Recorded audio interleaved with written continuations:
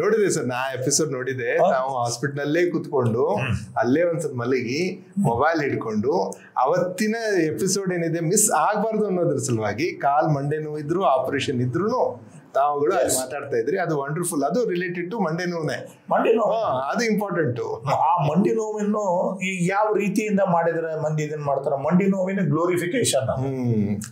ಮಂಡಿ ನೋವು ನನಗೆ ಬಂದದ ಅಂದ್ರೆ ಇದು ಒಂದು ಪ್ರತಿಷ್ಠೆಯ ಸಂಕೇತ ಆಗಿರ್ಬೇಕು. ಛತ್ರಪತಿ ಶಿವಾಜಿ ಮಹಾರಾಜರಿಗಿತ್ತು, ಕನ್ನಡ ಹೊರನಟ ರಾಜಕುಮಾರಿಗಿತ್ತು. ನಾವು ಆ ಲೈನಿಗೆ ಹಿಂಗರ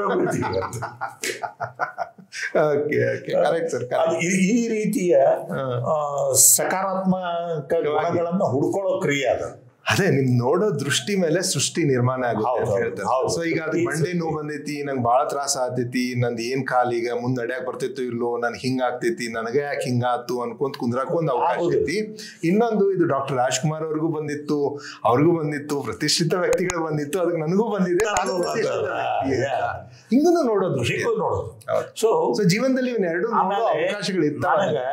ಇನ್ನೊಂದು ಗೊತ್ತಿಲ್ಲದೆ ನಾನು ಒಂದು ನೋಡಿಲ್ಲ ಅಂದ್ರೆ ಮುಖತಃ ಸ್ಟೀವನ್ ಹಾಕಿನ್ಸ್ ಅಂತ ಒಬ್ಬ ಇದ್ದ. ಹೌದು, ನೊಬೆಲ್ ಪಾರಿತೋಷಕ 2 ಸರ್ತಿ ಅವ ಹೆಂಗಿದ್ರಿ. ಹೌದು, ಮೂವ್ಮೆಂಟ್ ಮಾಡ್ಲಿಕ್ಕೆ ಗಾರ್ಬೇಜ್ ಒಂದು ಚೇರ್ ಮೇಲೆ ಇದ್ದ. ಹೌದೌದು. ಬಟ್ ಯಾವುದು ಆಶ್ಚರ್ಯ ತರುವಂತ ಸಾಧನೆ ಅಂತಂದ್ರೆ ಅವನಿಂದ ಅವನ ಯಂತ್ರದ ಮೂಲಕ ಬಂದಂತ ಭಾಷೆಯನ್ನ ಅರ್ಥ ಮಾಡಿಕೊಂಡು ಹೌದು ಎಲ್ಲಾ ಜಗತ್ತಿನ ವಿಜ್ಞಾನಿಗಳು ತಮ್ಮ ತಮ್ಮ ಸಮಸ್ಯೆಗಳನ್ನ ಸಾಲ್ವ್ ಮಾಡೋದಕ್ಕೆ ಕಾಯ್ತಿದ್ರು, ಪಾಳಿ ಹಚ್ತಿದ್ರು. ಮತ್ತು ಅವರು ಯಾವ ರೀತಿ ಇದ ಥಿಯರಿ ಆಫ್ ಬ್ಲಾಕ್ ಹೋಲ್ಸ್, ಹೌದು, ಏನು ಕಪ್ಪು ಕೃಷ್ಣರಂಧ್ರಗಳು, ಹೌದು, ಕೃಷ್ಣರಂಧ್ರಗಳ ಬಗ್ಗೆ, ಈ ಸಮಯದ ಇತಿಹಾಸದ ಬಗ್ಗೆ ಅವರು ಬರೆಯೋದನ್ನ ನೋಡಿ ನನಗಂತೂ ವಾವ ಅನಿಸ್ಬಿಡ್ತು. ಇಷ್ಟು ಜಡ್ಡದವ, ಹಿಂಗೇನು ಮಾಡ್ಲಿಕ್ಕೆ ಬರ್ಲಾರ್ದವ ಇವರೆಲ್ಲ ಮಾಡ್ತಾರಂದ್ರೆ ಹಮ್ ಬಿ ಕಿಸಿ ಸೆ ಕಮ್ I don't want to compare with ಅವ್ರ ಜೊತೆ ಅಲ್ಲ. ಆದ್ರೆ ಅವರು ಬದುಕನ್ನ ಎದುರಿಸುವ ರೀತಿ, 22ನೇ ವಯಸ್ಸಿಗೆ ಅವರಿಗೆ ಈ ಜಡ್ ಬಂತು, ಮುಂದವರು 30 ವರ್ಷ 40 ವರ್ಷದ ಜೊತೆ ಜೀವನ ಕಳ್ಕೊತಾನೆ ನೊಬೆಲ್ ಪಾರಿತೋಷಿಕ. ನಾವೇನ್ ತಗೋತೀವಿ? ಕರೆಕ್ಟ್. ಸೊ ಇಲ್ಲೇ ನಮ್ಮನ್ನ ನಾವೇ ಆತ್ಮಾವಲೋಕನ ಮಾಡ್ಕೊಳ್ಳೋದು. ನಾವು ನಮ್ಮ ಮೆದುಳಿನ ಸಾಮರ್ಥ್ಯದ, ನಮ್ಮ ಪ್ರತಿಭೆಯ ಸಾಮರ್ಥ್ಯದ ಕೊಂಚನೂ ಉಪಯೋಗ ಇನ್ನೂ ಮಾಡೇ ಇಲ್ಲ. ನನ್ನ ತುಸು ಮಾತು 649ನೇದು ಆಗಿದ್ದರೂ ಸಹಿತ ಇನ್ನು ಬಹಳದಲ್ಲ ಮನೆಯ. ಇನ್ನು ನಾನು ತಿಳಿಲಾರದ್ದು ಎಷ್ಟದಪ್ಪ ಇನ್ನೂ ವಿಷಯ. ಹೌದು ಸರ್. ಎಲ್ಲೋ ಒಂದು ವಿಷಯದ ಬಗ್ಗೆ ನನಗೆ ಅನಿಸಿದಾಗ ಅದರ ಬಗ್ಗೆ ವಿಚಾರ ಶುರು ಮಾಡ್ತೇವೆ. ವಿಚಾರಕ್ಕೆ ಶುರುವಾದ ಕೂಡಲೇ ಪ್ರತಿಯೊಂದು ವಿಚಾರವು ಒಂದು ಕ್ರಿಯೆಗೆ, ಒಂದು ಹೊಸ ವಿಚಾರಕ್ಕೆ, ಹೊಸ ಆವಿಷ್ಕಾರಕ್ಕೆ ಅದು ಬುನಾದಿಯನ್ನ ಕೊಡಬೇಕು. ಮತ್ತೆ ಇದನ್ನ ಮಾಡ್ಕೋತಾ ಇದ್ರೆ ನಿಮಗ ವಯಸ್ಸಾದದ್ದು ಗೊತ್ತಾಗೋದಿಲ್ಲ. ಆಮೇಲೆ ಉಳಿದದ್ದು ಸಮಸ್ಯೆಗಳು ಅರಿವು ನಿಮಗ ಅಷ್ಟ ಆಗದೆ ಇರ್ಲಿ ಅಂತ. ಹೌದೌದು. ಎಲ್ಲ ಸಾಂಸಾರಿಕ ತಾಪತ್ರ ಎಲ್ಲರಿಗೂ ಇರುವುದರಿ. Correct sir. ನೋಡ್ರಿ, ಎಲ್ಲರಿಗೂ ಜ್ವರ ಬರ್ತಾವ, ನೆಗಡಿ ಬರ್ತದೆ, ಡಿಸೆಂಟ್ರಿ ಆಗ್ತದೆ, ಏನೆಲ್ಲ ಆಗ್ತದೆ, ಬರ್ತದೆ, ಬಾಲ್ಕಂಡ ಬಿಡದೆ. ಸೊ ಇದು ಸಾಧನೆಯ ಸಂಕಲ್ಪ ಮಾಡಬೇಕು. ನಾನು ಒಂದು ಪುಸ್ತಕ ಓದಿದೆ, ಯಾವುದು ಔಟ್ಲಯರ್ಸ್ ಅಂತ. ಔಟ್ಲಯರ್ಸ್, ಓಕೆ. ನಿಮಗೆ ಗೊತ್ತದ? ಗೊತ್ತು. ಅದನ್ನ ನನ್ನ ಅಕ್ಕನ ಮಗ ನನಗೆ ನನ್ನ ಹುಟ್ಟಿದ ಹಬ್ಬಕ್ಕೆ ಗಿಫ್ಟ್ ಆಗಿ ಕೊಟ್ಟಿದ್ದ. ನನಗೆ ಗಿಫ್ಟ್ ಆಗಿ ಪುಸ್ತಕಗಳನ್ನ ಕೊಟ್ರೆ ನನಗೆ ಬಹಳ ಸಂತೋಷ. ಒಂದು ಓದ್ಲಿಕ್ಕೆ ಒಂದು ಸಿಕ್ತಲ್ಲ ಚಲೋದು ಅಂತ ನಾನು ಓದಿದೆ ಅದನ್ನ. ಅದರೊಳಗೆ 1-2 ಮಾತು ಬರ್ತಾವ. ಯಾವುದೇ ಒಬ್ಬ ವ್ಯಕ್ತಿ ಉತ್ತಮವಾದ ಹವ್ಯಾಸವನ್ನ ಬೆಳೆಸ್ಕೋಬೇಕು ಅಂತಿದ್ರೆ, ಅಥವಾ ಅದನ್ನ ಅಭಿವೃದ್ಧಿ ಮಾಡ್ಕೋಬೇಕು ಅಂತಿದ್ರೆ, ಅವನು ಸತತವಾಗಿ 60 ದಿನಗಳ ಕಾಲ ನಿಗದಿತ ಸಮಯಕ್ಕೆ ಸರಿಯಾಗಿ ಅದನ್ನ ಮಾಡ್ಕೋತಾ ಹೋಗ್ಬೇಕು. ಇವತ್ತಿಲ್ಲ ನಾಳೆ 61ನೇದಕ್ಕ ಅವಾಗ ಮುಂಜಾನೆದ್ದು ನಾವು ಟಾಯ್ಲೆಟ್ ಕಡೆ ಹೋಗ್ತೀವಲ್ಲ, ರೂಢಿ ಬಿದ್ದಿರ್ತದ. ಹಂಗ ಅವನ್ನ ರೂಢಿಯಾಗಿ ಹೋಗ್ಬಿಟ್ಟಿರ್ತದ. ಅದರಿಂದ ನೀವು ಬೇಕಾದ್ ಮಾಡಬಹುದು ಅಂತ. ಕರೆಕ್ಟ್ ಸರ್ ಅದೇ ನನಗೆ ಸ್ಫೂರ್ತಿ ಸರ್. ಲೈಕ್ ಯಾಕಂದ್ರೆ ನಮ್ದೀಗ ಆನ್ಲೈನ್ ನಲ್ಲಿ ಒಂದು ಕೋರ್ಸ್ ಇದೆ ಫೋಕಸ್ ಅಂತ, ಏಕಾಗ್ರತೆ ಮತ್ತು ಸಂಕಲ್ಪ ಶಕ್ತಿನ ಹೆಂಗ್ ಬೆಳೆಸ್ಕೊಳ್ಬೇಕಂತ. ಯೂಸಲಿ ಇವೆಲ್ಲ ಕೋರ್ಸಸ್ ಈಗ ಆನ್ಲೈನ್ ಅಲ್ಲಿ 3 ದಿವಸ 2 ದಿವಸ ಮಾಡಿ ಮುಗಿಸ್ಬಿಡ್ತಾರೆ, ಯಾಕಂದ್ರೆ ಸ್ಪ್ಯಾನ್ ಆಫ್ ಅಟೆನ್ಷನ್ ಕಡಿಮೆ ಇದೆ, ವ್ಯಕ್ತಿಗಳು ಮಾಡ್ಲಿಕ್ಕೆ ಆಗೋಲ್ಲ. ಬಟ್ ನಮ್ ಕೋರ್ಸ್ ಏನಿದೆ ಫೋಕಸ್ ಮೇಲೆ, ಇವತ್ತೇನೋ ಒಂದು 3000 ಸ್ಟೂಡೆಂಟ್ಸ್ ಇದ್ದಾರೆ ಅಲ್ಲಿ ಆಲ್ ಓವರ್ ದ ವರ್ಲ್ಡ್, ಕನ್ನಡದಲ್ಲಿದೆ.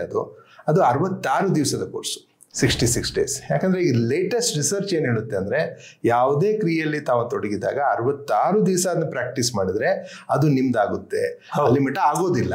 ಇದು ಹೆಂಗದ ಗೊತ್ತನೋ, ಉಳುವವನೇ ಭೂಮಿಯ ಒಡೆ ಇದ್ದಂಗ, ನೀವು ಉಳಿದ್ರಟ್ಟ ನಿಮ್ಮದು. ಹೌದು ಹೌದು ಹೌದು.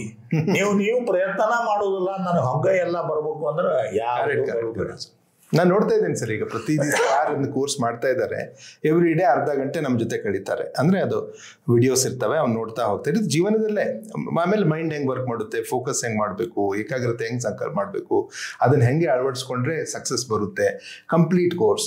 ಸೊ ಎವ್ರಿ ಡೇ 30 minutes ನಿಮ್ಮ ಜೀವನದಲ್ಲಿ ಅದು ಕೊಡಬೇಕು ಅಂತ ಹೇಳಿದ್ರೆ, ಎಷ್ಟು ಜನ ಅದು ಪ್ರಾಕ್ಟೀಸ್ ಮಾಡ್ತಾ ಇದ್ರೆ ಅವ್ರ ಜೀವನದಲ್ಲಿ ಅಗಾಧವಾದ ಬದಲಾವಣೆಗಳು ಬರ್ತಾ ಇದ್ದಾವೆ. ಸೊ 66 days ಮಾಡ್ಕೊಂಡ್ರಿ ಹಿಂಗ. ಇವತ್ತಿಗೂ ನಾ ಹೇಳ್ತೀನಿ, ನಾನು ಕಲೀಲಿಕ್ಕೂ ತಯಾರು. ನೀವು ಈ 648 ಎಪಿಸೋಡ್ ನಲ್ಲಿ ಎಷ್ಟೆಷ್ಟು ವಿಷಯಗಳು ಬಂದು, ಎಕಾನಮಿ ಬಂತು, ಎಜುಕೇಶನ್ ಬಂತು, ಆರ್ಟ್ ಬಂತು, ಹಿಸ್ಟ್ರಿ ಬಂತು, ಜಿಯೋಗ್ರಫಿ ಎಲ್ಲಾನು ತಗೊಂಡಿರ ಅಲ್ಲಿ. ಅದಕ್ಕೆ ಟೈಮ್ ಇರ್ಲಿ, ಹೆಂಗೆ ನೀವು ಅದನ್ನ ಸಂಗ್ರಹ ಮಾಡ್ತಿರೋ, ಇನ್ನು ವಿಚಾರಗಳು ಬರ್ತಾವೋ, ಇನ್ನು ಹೆಂಗೆ ಸರ್? ಯಾಕಂದ್ರೆ ಇವತ್ತಿನ ಯುವಕರು ಆ ಜ್ಞಾನದ ಕಡೆ ಸ್ವಲ್ಪ ತಮ್ಗೆ ಬೇಕಾಯ್ತು ಅಷ್ಟೇ ಮಾಡಿ ಅದಕ್ಕೆ ಸೀಮಿತವಾಗ್ಬಿಡ್ತಾರೆ. ಹಿಸ್ಟ್ರಿ ಟೀಚರ್ ಹಿಸ್ಟ್ರಿ ಅಷ್ಟೇ ಗೊತ್ತಿದೆ, ಅವ್ನು ಮ್ಯಾಥ್ಸ್ ಬಗ್ಗೆ ಚಿಂತನೆ ಮಾಡೋದೇ ಇಲ್ಲ. ಮ್ಯಾಥ್ಸ್ ಟೀಚರು ಅವನ ಪ್ರಕಾರ ಜಿಯೋಗ್ರಫಿಗೆ ಮ್ಯಾಥ್ಸ್ಗೆ ಏನ್ ಸಂಬಂಧ, ಯಾಕೆ ಜಿಯೋಗ್ರಫಿ ತಿಳ್ಕೊಬೇಕು ಅಂತಾರೆ. ಇಂಟಿಗ್ರೇಷನ್, ಇವತ್ತಿನ ಜಗತ್ತು ಇಂಟಿಗ್ರೇಷನ್ ಜಗತ್ತೀಗ, ಎಲ್ಲರಿಗೂ ಗೊತ್ತಿರಬೇಕು. ಕಾರಣ ಒಂದಾಗಿದೆ. ಏನು ಅಂತಂದ್ರೆ, ಮತ್ತೆ ಹಳೆ ಯುವಕ ಹೋಗ್ಬೇಕಾಗ್ತದ ನಾವು ಆಸ್ಟ್ರೇಲಿಯನ್ಸ್ಗಳಿಗೆ. ಬ್ರಿಟಿಷರು ನಮಗೆ ಇವತ್ತಿನ ನಾವು ಪ್ರಾಕ್ಟೀಸ್ ಮಾಡ್ತಾ ಇರುವಂತ ಶಿಕ್ಷಣ ವ್ಯವಸ್ಥೆಯನ್ನ ತಂದರು. ಹೌದು, ಮೆಕಾಲೆ ಅನ್ನೋ ಭೂಪತಿ ತಂದ. ಅವನಿಗೆ ಹಿ ವಾಸ್ ಆಸ್ಕ್ಡ್, ಅವನಿಗೆ ಹೇಳಲ್ಪಡ್ತು, ನಮಗ ಈಸ್ಟ್ ಇಂಡಿಯಾ ಕಂಪನಿಗೆ, ಇಂಗ್ಲೆಂಡ್ ಸರ್ಕಾರಕ್ಕೆ ಇಲ್ಲಿ ಆಡಳಿತ ಮಾಡಲಿಕ್ಕೆ ಎಂತ ಜನ ಬೇಕು ತಿಳ್ಕೊಂಡವ್ರು. ಇಂಗ್ಲಿಷ್ ಓದಲಿಕ್ಕೆ ಬರ್ತಿರ್ಬೇಕು, ಬರೀಲಿಕ್ಕೆ ಬರ್ತಿರ್ಬೇಕು, ನಾವು ಹೇಳದಷ್ಟು ಮಾಡಬೇಕು, ಅವರಿಗೆ ನಾವು ಬೇಕಾದ ಪಗಾರ ಕೊಡ್ತೀವಿ ಅಂತ ಅವರು ಮಾಡಿದ್ರು. ಈ ಇವತ್ತಿನ IAS ಅದರದ ರೀ, ICS ಅದ. ಎನಿವೆ, ಅದು ಆ ವಿವರಗಳಿಗೆ ಹೋಗೋದು ಬೇಡ ಈಗ. ಇದು ಏನಾಯ್ತು ಗೊತ್ತೇನು, 200-300 ವರ್ಷ ಒಳಗೆ ಬರುತ್ತೆ. ಮೆಕಾಲೆ ಬಹಳ ವ್ಯವಸ್ಥಿತವಾಗಿ ಇದನ್ನ ಸಮಾಜೀಕರಣದ ಒಂದು ಮುಖವಾಡದೊಂದಿಗೆ ನಮ್ಮ ಸಂಸ್ಕೃತಿ, ನಮ್ಮ ಭಾಷೆ ಇವನ್ನೆಲ್ಲವನ್ನೂ ಮರೆತು ಅವರು ಹೇಳಿದಂತೆ ಕೆಲಸ ಮಾಡುವ ರೋಬೋಗಳನ್ನಾಗಿ ಮಾಡಿದ. ಕರೆಕ್ಟ್. ಹಿಂಗಾಗಿ ಯಾಕೆ ಇದು ವಿಚಾರ ಬರುದಿಲ್ಲ ಅಂತಂದ್ರೆ, ನಾವು ರೋಬೋ ಆಗಿ ಹೋಗ್ಬಿಟ್ಟಿವಿ. ಈಗ ಇಷ್ಟು ವರ್ಷದ ಎಜುಕೇಶನ್. ಈಗ ನಾನು ನಿಮಗೆ ಹೇಳುವ ವಿಷಯ ಏನು ಅಂತಂದ್ರೆ, ನಮಗೆ ಯಾಕೆ ವಿಷಯ ಬಂತುಪ್ಪ, ಇದು ಎಲ್ಲಾದ್ರಾಗೂ ವೈವಿಧ್ಯತೆಯಲ್ಲಿ ಆಸಕ್ತಿ ಯಾಕೆ ಬಂತು ಅಂತಂದ್ರೆ, ಸುದೈವದಿಂದ ನಾನು ಯಾವ ಶಾಲೆ ಒಳಗೆ ಕಲ್ತೇವೋ ಅಲ್ಲೇ ಒಳ್ಳೆಯ ಗುರುಗಳು ಸಿಕ್ಕರು. ಆ ಗುರುಗಳು ಲಕ್ಷಣ ಏನು ಅಂತಂದ್ರ, ಅವರು ಸವ್ಯಸಾಚಿ, ಒಂದು ರೀತಿಯಿಂದ ಎಲ್ಲಾನು ಸ್ವಲ್ಪ ಗೊತ್ತಿತ್ತು.